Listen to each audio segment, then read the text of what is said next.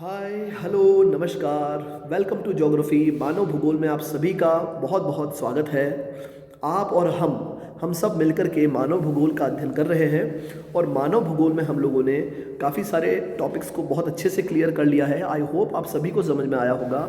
आप जिस सेक्शन में वीडियो देखते हैं नीचे एक कमेंट सेक्शन भी है जहाँ पर आप एक्टिव रहिए। कोई भी अगर आपकी क्वेरी है तो वहाँ पूछिए। कोई भी अगर मैं प्रश्न का जवाब आपसे मांगता हूँ तो आप वहाँ दीजिए। मुझे लगेगा कि आप एक्टिव हैं और आप पूरा वीडियो देख रहे हैं।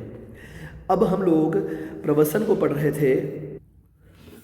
तो प्रवसन को पढ़ने के क्रम में हम लोगों ने प्रवसन के संबंध में कुछ सामान्य नियम की बात की थी, प्रवसन के कारणों के विषय में चर्चा की थी, प्रवसन के परिणामों के विषय में चर्चा करने के बाद प्रवसन से संबंधित सिद्धांतों के विषय में चर्चा की। रेवेनस्टीन के हम लोगों ने कुछ नियमों को पढ़ा। इससे पहले वाले वीडियोस में ली का सिद्धांत पढ़ा हमने। आज हम पढ़ेंगे जेलेंस्की का गतिशीलता संक्रमण सिद्धांत। किससे संबंधित है? ये भी प्रवसन से संबंधित है। तो आप लोग इस पूरे वीडियो में जुड़े रहिए। और जिस भी व्यक्ति ने जो ये वीडियो देख रहे हैं, जिस भी व्यक्ति ने अगर पहले वाला जनसंख्या का जेलेंस्की का जनसांख्यिकीय संक्रमण सिद्धांत नहीं पढ़ा है तो आपको ये सिद्धांत थोड़ा कम समझ में आएगा। पहले आप वो पढ़ लीजिए। It's a request to you कि आप पहले जनसंख्या वाला सिद्धांत पढ़ लें। जेलेंस्की का जनसंख्या के अंदर जनसांख्यिकीय संक्रमण सिद्धांत है। यहाँ पर ये गतिशीलता संक्रमण सिद्धांत दे रहे हैं प्रवास से संबंधित। इसे बोलते हैं इंग्लिश में मोबिलिटी ट्रांजिशन मॉडल। नाम याद रखिएगा। कई बार परीक्षाओं में विद्वान के नाम के आगे उसके द्वारा दिए गए सिद्धांत का नाम आता है और कहा जाता है कि मैच कीजिए, तो वहाँ आप लोग ना फंसें। इसीलिए सिर्फ सिद्धांत समझने से कुछ नहीं होता है। सिद्धांत किसने दिया है, क्या नाम है और कब दिया है, ये भी चीज़ें आपको साथ साथ याद हो जाए तो बेहतर होगा। बाद में लिस्ट बना के याद करेंगे आपके लिए मुश्किल होगा। तो पहले आप जनसंख्या से संबंधित जनसांख्यिकीय संक्रमण सिद्धांत जेलेंस्की का पढ़िए, फिर मिलते हैं इस वीडियो में। तो शुरू करते हैं। जेलेंस्की ने प्रवास के संबंध में, मतलब जब लोग माइग्रेट करते हैं उस संबंध में जनसांख्यिकीय जो सिद्धांत था उसी के साथ साथ एक गतिशीलता संक्रमण सिद्धांत प्रस्तुत करता है। ये कब करते हैं? 1971 में इन्होंने ये सिद्धांत को प्रतिपादित किया और ये कहते हैं कि ये जो इनका सिद्धांत है गतिशीलता सिद्धांत, ये पूरी तरीके से जनसांख्यिकीय संक्रमण सिद्धांत से साम्यता रखता है। तो इसमें कोई आश्चर्य की बात नहीं है। इनका कहना है कि जो जनसंख्या है, जो जनसंख्या वृद्धि के जो कारण हैं वही कारण प्रभावित करते हैं प्रवास को भी। क्लियर बात है। मतलब नगरीकरण हो गया, औद्योगिकरण हो गया, आधुनिकीकरण हो गया, ये सारी की सारी चीज़ें प्रभावित करती है प्रवास को। तो प्रवास को भी प्रभावित कर रही है और जनसंख्या वृद्धि को भी प्रभावित कर रही है। तो इन्होंने एक खाका प्रस्तुत किया, एक डिज़ाइन प्रस्तुत किया, एक मॉडल प्रस्तुत किया जिसे बोलते हैं जेलेंस्की का गतिशीलता संक्रमण मॉडल। ठीक है, मोबिलिटी ट्रांजिशन थ्योरी कहते हैं इसे। और ये क्या कहते हैं, इन्होंने क्या कहा था, इन्होंने जनसांख्यिकीय संक्रमण सिद्धांत में कुछ 5 अवस्थाएं दी थी जनसंख्या वृद्धि की। मैं आपको यहाँ पर इन शॉर्ट में समझा दूँ तो देखिएगा। ये देखिए, ये एक अवस्था नंबर फर्स्ट, अवस्था नंबर सेकेंड, ये है तीसरी अवस्था, चौथी अवस्था और पांचवी अवस्था। इस प्रकार से उन्होंने 5 अवस्थाओं में जनसांख्यिकीय संक्रमण सिद्धांत को समझाया और कहा कि जनसंख्या की वृद्धि इन 5 अवस्थाओं से होकर गुजरती है। जब मानव आदिम समाज में है, जब मानव कृषक समाज में है तो वो प्रथम अवस्था में है। जब मानव ने तकनीकी का विकास कर लिया है तब वो द्वितीय अवस्था में आता है। जब मानव नगरीयकरण की ओर बढ़ रहा है तब वो तीसरी अवस्था में आता है। नगरीयकरण जब चरम पर है तब 4th और 5th अवस्थाएं हमारे सामने परिलक्षित होती है। तो प्रथम अवस्था के अंदर वो क्या कहेगा, वो कहता है इस अवस्था में जन्म दर भी ऊंची है। क्यों ऊंची है? बिकॉज उस समय की पॉपुलेशन कंट्रोल के लिए अवेयर नहीं है। मतलब उस समय की जो जनसंख्या है कि हम लोग जनसंख्या पर नियंत्रण कर लें, इसके लिए अवेयर नहीं है। और मृत्यु दर भी ऊंची है। मतलब उस समय स्वास्थ्य जो सुविधाएं हैं, जो हेल्थ टेक्नोलॉजीज है, वो उतनी अच्छी नहीं है कि जनसंख्या को बड़ी बड़ी बीमारियों से मरने से बचाया जा सके। तो मतलब जितने पैदा हो रहे हैं उतने मर भी रहे हैं। तो पॉपुलेशन बढ़ी नहीं, पैदा हुए और निपट गए आगे। तो आप देखिएगा यहाँ पर जनसंख्या कम रहती है। पहली अवस्था में जनसंख्या क्या रहेगी? न्यून रहेगी। ये आदिम समाजों में, कृषक समाजों में, या यूँ कहें कि आखेटक समाजों में इस प्रकार की व्यवस्था हमें देखने को मिलती है। जेलेंस्की का प्रथम मॉडल हमें देखने को मिलता है। बात करते हैं सेकेंड मॉडल की। इस अवस्था में क्या होगा? टेक्नोलॉजीज अच्छी हो गई है, स्वास्थ्य सुविधाएं डेवलप हो गई है, लेकिन पॉपुलेशन कंट्रोल नहीं है तो जनसंख्या बढ़ेगी, जन्म दर बढ़ती जा रही है, परंतु अब लोगों को मरने से बचाया जा रहा है। अब जो पहले के समय में बड़ी बड़ी बीमारियां हुआ करती थी, आज उनका इलाज एक गोली से और एक इंजेक्शन से हो जाता है। तो लोग अब कम मर रहे हैं, तो मृत्यु दर घटने लग गई और जन्म दर बढ़ने लग गई। तो यहाँ पर एक पॉपुलेशन में एक विस्फोटक वृद्धि होती है, मतलब जनसंख्या ग्रोथ बहुत ज़्यादा जाती है सेकंड स्टेज में। क्लियर बात है। वही जब हम लोग तीसरे स्टेज की बात करेंगे तब हम लोग देखते हैं कि मृत्यु दर कम से कम होती जा रही है और जनसंख्या की वृद्धि दर एक स्टेज पर बढ़ती है, फिर धीरे धीरे धीरे धीरे कम की ओर बढ़ती है। तो इस स्टेज में जनसंख्या की वृद्धि तो होगी, परंतु सेकंड स्टेज में जितनी तेजी से वृद्धि हुई थी उतनी तेजी से न होकर के थोड़ी सी मंद गति से होगी। फिर हम लोग बात करेंगे फोर्थ स्टेज पर, तो जनसंख्या वृद्धि दर भी कम है और मृत्यु दर भी कम है। तो यहाँ पर मंद गति से, बहुत ही मंद गति से जनसंख्या वृद्धि देखी जाती है। पांचवें स्तर में दोनों एक समान स्तर पर आ जाते हैं और जनसंख्या जहाँ पर है, जिस हाई पॉइंट में उसने पाया है उसी पॉइंट पर वो स्टेबल हो जाती है। तो जनसंख्या में कोई नई वृद्धि दर हमें चौथे पांचवें चरण में बहुत ज़्यादा देखने को नहीं मिलती है और जनसंख्या स्थिर हो जाती है। ये था जनसांख्यिकीय संक्रमण सिद्धांत, आप पिछले वीडियोस में देख लीजिएगा और विस्तार से। अब हम लोग इसी सिद्धांत के आधार पर गतिशीलता संक्रमण सिद्धांत प्रवास का जेलेंस्की के द्वारा दिया गया पढ़ते हैं। क्या कहते हैं जेलेंस्की? वो कहते हैं अपनी प्रथम अवस्था में, वो कहते हैं गतिशीलता संक्रमण सिद्धांत में प्रथम जो अवस्था थी, जो आदिम समाज, जो कृषक समाज, जो जहाँ पर जन्म दर भी बहुत ज़्यादा है, मृत्यु दर भी बहुत ज़्यादा है और पैदा ही नहीं है, मतलब लोग पैदा होते हैं उसी के बराबर मर भी रहे हैं। तो ऐसी अवस्था में जब जनसंख्या ज़्यादा नहीं बढ़ रही है, जब ऊंची जनसंख्या वृद्धि दर नहीं देखी जाती है, तो किसी भी पैमाने पर प्रवास उतना ज़्यादा नहीं होता है, बहुत ही कम अथवा नगण्य प्रवास है प्रथम अवस्था में। क्लियर बात है। मतलब यदि हम लोग उदाहरण लें भारत में 1931 का, तो केवल 10% जनसंख्या ही थी जो अपने जन्म के जिले से बाहर जाकर के कहीं निवास कर रही थी। बाकी के सभी अपने स्थानीय शहरों में, स्थानीय जिलों में, स्थानीय गांवों में या स्थानीय क्षेत्रों में ही निवास करते थे। क्लियर बात है। इस स्थिति में क्या होगा, जनसंख्या ज़्यादा स्थानीकृत होगी, जिस स्थान पर है वहीं रह जाएगी, स्टेबिलिटी आ जाएगी। क्लियर बात है क्या? स्टेबिलिटी आ जाएगी। जब हम लोग बात करते हैं कि और क्या क्या है जो इस अवस्था में प्रवास को प्रभावित करता है, तो वो है सूचनाएं।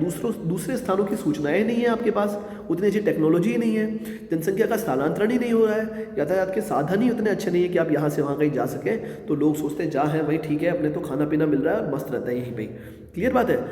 किंतु जब हम लोग बात करेंगे कि इसके बाद की अवस्थाओं में तो प्रवास ज़्यादा हो रहा है, तो हम लोग उससे तुलना करने पर कहते हैं कि यहाँ बहुत कम प्रवास है या नगण्य प्रवास है। जो भी प्रवास होता है वो आंशिक रूप से अपने ही खेतों के अंदर जा कर के अपना काम करके आ गए, बाजार चले गए, सामान लिया, ये छोटा मोटा त्योहारों पे प्रवास, ये सामान्य सा छोटा मोटा प्रवास हमें प्रथम अवस्था में देखने को मिलता है। ये इसका कुछ प्रतिरूप उन्होंने दिए थे इस मॉडल से संबंधित। ये संपूर्ण मॉडल के समाप्त होने के बाद मैं आपको इसके बारे में भी एक सामान्य जानकारी दूंगा। अब हम लोग बात करते हैं सेकंड अवस्था की। सेकंड अवस्था क्या थी? जब पॉपुलेशन ग्रोथ तो अपनी स्पीड से हो रही है, क्योंकि पॉपुलेशन अभी अवेयर नहीं है कि हमें जनसंख्या कंट्रोल करनी है, लेकिन मृत्यु दर बहुत कम होती जा रही है क्योंकि हमने बोला इतनी अच्छी स्वास्थ्य सुविधाओं का विकास कर लिया है। तब क्या होगा, जनसंख्या में तीव्र गति से वृद्धि होगी, मृत्यु दर में कमी आएगी, जन्म दर ऊंची या यूँ कहें जैसे पहले थी वैसी यथावत बनी रहेगी। और ये वो टाइम है जब प्रवास होगा। ये प्रवास के लिए सबसे इंपॉर्टेंट टाइम आ गया है सेकंड स्टेज, कि भूमि पर जनसंख्या का दबाव बढ़ रहा है, विकसित यातायात के साधन हो गए, मैंने बताया टेक्नोलॉजी का विकास हो गया है, खोज होनी शुरू हो गई, नए नए स्थान खोजे जा रहे हैं, नए नए अपॉर्चुनिटीज़ मिलती जा रही है, व्यापार के विस्तृत क्षेत्र होते जा रहे हैं, अनेक क्षेत्रों के विषय में हमें जानकारी प्राप्त हो रही है। तो अब क्या होगा, जनसंख्या का स्थानांतरण होगा एक स्थान से दूसरे स्थान की ओर, एक देश से दूसरे देश की ओर, एक आबाद क्षेत्र से दूसरे आबाद क्षेत्र की ओर, ग्रामीण क्षेत्र से नगरीय क्षेत्रों की ओर, कस्बों से नगरों की ओर। क्लियर बात है। तो जब हम लोग बात करेंगे कि यूरोप में भी 19वीं शताब्दी में इसी तरह से अमेरिका और उसके सीमांत क्षेत्रों में प्रवास देखा गया था। जब अमेरिका एक नया खोजा गया कंट्री था, एक था मतलब न्यूली जो कहते हैं ना डिस्कवर्ड एरिया के रूप में जब अमेरिका था, तब यूरोप के जो ज़्यादातर लोग थे वो वहाँ जा कर के बसे नए क्षेत्रों में। ये उसी सेकंड स्टेज की अवस्था है। बात करते हैं थर्ड स्टेज की, इसे बोलते हैं अंतर्वर्ती अवस्था। इसमें क्या होता है, ये कहते हैं कि ये अवस्था जो है जनसांख्यिकी संक्रमण सिद्धांत की थर्ड अवस्था से मेल खाती है, जब जन्म दर मृत्यु दर की ओर गिरने लगती है। मतलब मृत्यु दर तो गिर ही चुकी है, अभी तक जन्म दर बढ़ती जा रही थी, अब वो भी धीरे धीरे गिरना शुरू हो गई है। इसका मतलब है कि जनसंख्या वृद्धि तो हो रही है, परंतु सेकंड स्टेज से कम गति से वृद्धि हो रही है, वृद्धि की स्पीड बहुत कम हो गई है अब। इसका मतलब है अंतर्राष्ट्रीय प्रवसन अब कम हो जाएगा और कृषि के द्वार बंद हो जाएंगे। मतलब जैसा कि हमने संयुक्त राज्य अमेरिका में देखा 1930s तक कि उस समय ग्रामीण क्षेत्र से लेकर के नगरीय क्षेत्रों में और नगरों में ही आपस में प्रवसन ज़्यादा होने लगा, क्योंकि सेकंड स्टेज में पॉपुलेशन इतनी ज़्यादा बढ़ गई, जनसंख्या का दबाव अपने स्थानीय संसाधनों पर इतना ज़्यादा हो गया कि सिर्फ एग्रीकल्चर से ही कुछ नहीं हो सकता था। फिर द्वितीय क्रियाएं जैसे इंडस्ट्री के अंदर, तृतीय क्रियाएं जैसे सेवा कार्यों के अंदर, और इसमें व्यवसाय में और इन सब में लोगों ने अपॉर्चुनिटी ढूंढना शुरू करी, और उस कारण से नौकरियों पर जाना, सेवा कार्य के अंदर अपनी भूमिका निभाना, स्वास्थ्य में, शिक्षा में। तो इस समय इन सब चीज़ों के लिए जो प्रवास है और आवागमन है ये बढ़ता हुआ दिखता है। अब बात करते हैं फोर्थ और फिफ्थ स्टेज की, चौथी और पांचवी अवस्था, जब न्यून जन्म दर है, जन्म दर भी कम है और मृत्यु दर भी कम है। ऐसे में क्या होता है, जनसंख्या वृद्धि एकदम कम हो जाती है और जनसंख्या बढ़ने नहीं लगती है, जनसंख्या एक अपनी ही जगह पर स्टेबल हो जाती है। तो इस समय जो प्रवास होगा वो अंतर नगरीय या अंतः नगरीय होगा, मतलब जनसंख्या जहाँ है वो वहीं की वहीं रहेगी, एक नगर से दूसरे नगर में अथवा एक ही नगर के अलग अलग क्षेत्रों में जनसंख्या का प्रवास हो सकता है। कम विकसित देशों से अधिक विकसित देशों की ओर, विशेषकर क्या होता है, कुशल और अकुशल जो श्रमिक हैं उनका अंतर्राष्ट्रीय स्थानांतरण होता है। जैसा कि आज आप लोग देख ही रहे हैं कि जो अकुशल श्रमिक है, मतलब मजदूर लोग हैं, वो भारत की जगह कहीं और गल्फ कंट्रीज़ में या वहाँ काम करना ज़्यादा प्रेफर करते हैं, या फिर कुशल श्रमिक जैसे इंजीनियर्स हो गए, डॉक्टर्स हो गए या MBA हो गए, वो कनाडा, USA या ऑस्ट्रेलिया वहाँ जा करके अपना हाथ आजमाना चाहते हैं। तो ये प्रवसन भी देखने को मिलता है। किंतु उत्तरोत्तर लेकिन क्या हो रहा है, लगातार कठिन या कठोर अप्रवासीय अधिनियमों और नियमों के कारण अंतर्राष्ट्रीय सीमाओं को वैधानिक रूप से पार करने वालों की संख्या सीमित कर दी गई है। मतलब जो कंट्रीज़ हैं बड़े बड़े, US है और यूरोपियन कंट्रीज़ है, जहाँ पर आप लोग ज़्यादा प्रवास कर रहे हैं, वो अलग अलग नियम बनाते हैं, अधिनियम बना करके बाहर से आने वालों की संख्याओं को कंट्रोल करते हैं कि आप इस संख्या से ज़्यादा नहीं आ सकते, इस कारण के बिना आप इस देश में प्रवेश नहीं कर सकते, यहाँ स्थायी निवास नहीं कर सकते। तो इस कारण से भी ये जो प्रवास है इस पर कुछ कुछ रोक लगी है। ठीक है, गांव से नगर की ओर जो स्थानांतरण है वो वस्तुतः समाप्त हो गया या बहुत कम हो गया है, क्योंकि खेतीहर जनसंख्या का प्रतिशत बढ़ चुका है। मतलब खेती में काम करने वाले जो लोग हैं स्टार्टिंग से, वो उसी समय से लगातार काम कर रहे हैं, तो अब वो खेतों को छोड़ करके यहाँ नहीं आ सकते हैं। अब कौन आते हैं, जो नई पीढ़ी है जो अब इन खेतों को छोड़ करके आगे बढ़ना चाहती है, वो गाँव से नगरों की ओर प्रवास करती है। तो ये था जेलेंस्की का गतिशीलता संक्रमण सिद्धांत। अब अगर हम लोग वर्तमान परिप्रेक्ष्य में बात करें तो जैसे जैसे समाज आधुनिक होता है, आवागमन में वृद्धि होती है, मतलब आना जाना बढ़ जाता है, क्योंकि आपके पास बाइक आ गई, एक्टिवा, स्कूटर्स आ गए, फिर आपके पास बस, ट्रेन, मेट्रो की सुविधा आ गई, फ्लाइट्स की सुविधा आ गई, तो आवागमन में बहुत ज़्यादा वृद्धि हो रही है। निजी मोटर गाड़ियों से, आपके पर्सनल व्हीकल में जब वृद्धि होती है तो दैनिक यात्राएं बढ़ जाती हैं, मतलब आवागमन बढ़ जाता है, अप एंड डाउन बढ़ जाता है। बजाय कि आप यहाँ से जाके वहाँ रहें, आप प्रेफर करते हैं कि हम लोग अप डाउन ही कर लें। फॉर एग्जांपल 1 घंटे की जो यात्रा होती है वो, और उससे थोड़ा सा अधिक समय की यात्रा में लोग जब नौकरी पर जाते हैं तो सामान्यतः अप डाउन करना ज़्यादा प्रेफर कर लेते हैं। और इसी नौकरी की मतलब इसी यातायात के साधनों की सुविधा ने क्या किया है, यातायात के साधनों की सुविधा ने क्या किया, इसने प्रवास को नकारात्मक रूप से इफ़ेक्ट किया है। मतलब लोग वहाँ जाकर के बसने की बजाय आवागमन की सुविधाओं पर ज़्यादा निर्भर होने लगे हैं। कहने का मतलब है कि जैसे जैसे निजी वाहनों और तकनीकी की सुविधा बढ़ेगी, प्रवास कम होगा, प्रवास की मात्रा धीरे धीरे कम होती जाएगी। अब देखिएगा जेलेंस्की का ये जो गतिशीलता संक्रमण है, इसमें इन्होंने एक प्रतिरूप पेश करते हैं। प्रतिरूप क्या पेश करते हैं, जैसे कि मैंने आपको 5 चरण बताए, आई होप अब आपको याद हो गए होंगे पाँचों चरण। पहला चरण, जन्म दर ज़्यादा, मृत्यु दर ज़्यादा, जनसंख्या की बढ़ने की स्पीड बिल्कुल शून्य। फिर जन्म दर बहुत ज़्यादा, मृत्यु दर बहुत कम, जनसंख्या तेज़ी से बढ़ेगी। फिर हम लोग बात करेंगे मृत्यु दर तो कम ही है, जनसंख्या की जो वृद्धि दर है वो धीरे धीरे कम होती जाएगी। फोर्थ और फिफ्थ स्टेज में जन्म दर और मृत्यु दर दोनों ही कम हो जाएगी। तो इस जो प्रतिरूप को आप बहुत ध्यान से देखिए, क्या है ये प्रतिरूप। ये कहते हैं कि अंतर्राष्ट्रीय प्रवसन कौन सी स्टेज में ज़्यादा होगा, स्थानीय प्रवसन मतलब एक सीमा से दूसरी सीमा को पार करने वाला प्रवसन कौन सी स्टेज में होगा, ग्रामीण और नगरीय प्रवसन कब होगा। देखिएगा ये सारे के सारे प्रवसन एक नगर से दूसरे नगर में, एक ही नगर के अंदर, एक देश से दूसरे देश में, एक गांव से दूसरे गांव में, एक राज्य से दूसरे राज्य में, ये सारे के सारे प्रवसन कौन कौन सी स्टेज में होते हैं। सबसे पहली बात, ये जो फर्स्ट स्टेज है यहाँ पे तो कोई प्रवसन किसी भी कंडीशन में हमें देखने को नहीं मिलता है, बिकॉज इसमें जनसंख्या ही नहीं है, जनसंख्या वृद्धि ही नहीं हुई है, तो फर्स्ट स्टेज में प्रवसन कैसे होगा। परंतु जैसे ही हम लोग सेकंड स्टेज में आते हैं, जब जनसंख्या तेज़ी से बढ़नी शुरू होती है, हर तरह का प्रवसन सेकंड वाले स्टेज में हाई पॉइंट पर दिखना शुरू होता है। थोड़ा थोड़ा बढ़ना तो शुरू होता ही है किसी किसी स्टेज में।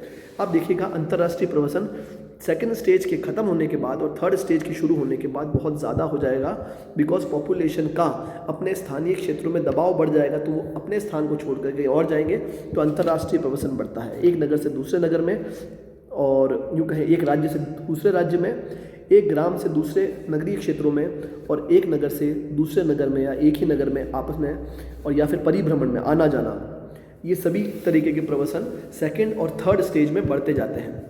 फोर्थ और फिफ्थ स्टेज गिरती हुई स्टेज होती है, जहाँ पर किसी भी तरह का प्रवसन या तो स्थिर या तो स्थायी हो जाएगा, जो जहाँ गए वो वहीं रह गए, या फिर उसमें अप डाउन करने वालों की संख्या बढ़ जाएगी, परंतु स्थायी प्रवसन की संख्या, मतलब जो लोग परमानेंटली यहाँ से वहाँ जाके शिफ्ट हो रहे हैं, ऐसे लोगों की संख्या फोर्थ और फिफ्थ स्टेज में जाकर के कम हो जाती है। तो ये है गतिशीलता संक्रमण का एक प्रतिरूप, जो कि अपने मॉडल के अंदर पांचों जो उन्होंने अवस्थाएं दी थी उस आधार पर इन्होंने प्रस्तुत किया है। इस प्रतिरूप को भी आप चाहें तो जब भी आप अपना उत्तर लिखें उसमें आप बनाइए, क्योंकि इस प्रतिरूप को देखो आप समझिएगा, ये डायग्राम एक ही है, मतलब ये एक इस तरह का ग्राफ दिखाया है जिसमें यहाँ पे first stage, second, third, fourth और फिफ्थ, ये देखिए यहाँ पे पांचों चरण को दिखाया है जो सभी में समान है, पांचों चरण, ठीक है। फिर इसमें ये दिखाते हैं कि अंतर्राष्ट्रीय प्रवसन कौन सी स्टेज में ज़्यादा है, कौन सी में कम है। देखिए पहले में कम है, फिर धीरे धीरे बढ़ता जा रहा है, फिर धीरे धीरे कम होता जा रहा है। फिर सीमा में, जो एक सीमा से दूसरी सीमा में जो प्रवसन है वो, फिर ग्रामीण से नगरीय प्रवसन, और इस प्रकार से अलग अलग टाइप के जो प्रवसन हैं वो अलग अलग अवस्थाओं में किस प्रकार के हैं उसे इस प्रतिरूप के माध्यम से बताया गया है। ये था जेलेंस्की का गतिशीलता संक्रमण सिद्धांत। नाम याद रखिएगा, व्यक्ति का नाम याद रखिएगा, इसका टाइम पीरियड याद रखिएगा, और इसका मोटा मोटा कॉन्सेप्ट आपको याद होना चाहिए। ये था प्रवसन चैप्टर का अंत। प्रवसन हमने बहुत अच्छे से पढ़ लिया है, आई होप आपको समझ में आया होगा। कमेंट सेक्शन में अपने राय दीजिएगा, और कोई भी प्रश्न अगर आपसे किया जाता है तो आप एक्टिवली पार्टिसिपेट कीजिए। सभी वीडियोस को देखते चलिए, मानव भूगोल को हम लोग इसी तरह से कंप्लीट कर लेंगे। मिलते हैं नेक्स्ट वीडियो में। Thank you very much. और आप लोगों से एक और रिक्वेस्ट है कि आप सभी वीडियो को इसी प्रकार से क्रमवार देखिए, क्योंकि अभी जैसे यहाँ पर हम लोगों ने गतिशीलता संक्रमण सिद्धांत देखा है, उससे पहले आपको जनसांख्यिकीय संक्रमण सिद्धांत आपको पढ़ना आवश्यक है। तो बेहतर होता है कि जब हम लोग चैप्टर्स को रैंडमली ना उठा करके क्रम वाइज पढ़े, तो पहले के बने हुए कॉन्सेप्ट हमें इस नए कॉन्सेप्ट को समझने में सहायता प्रदान करते हैं। तो आप लोग इसी प्रकार से वीडियोस को देखते रहिएगा। मानव भूगोल जैसे विषय को हम लोग बहुत ही जल्दी निपटा लेंगे। मिलते हैं नेक्स्ट वीडियो में। Thank you very much.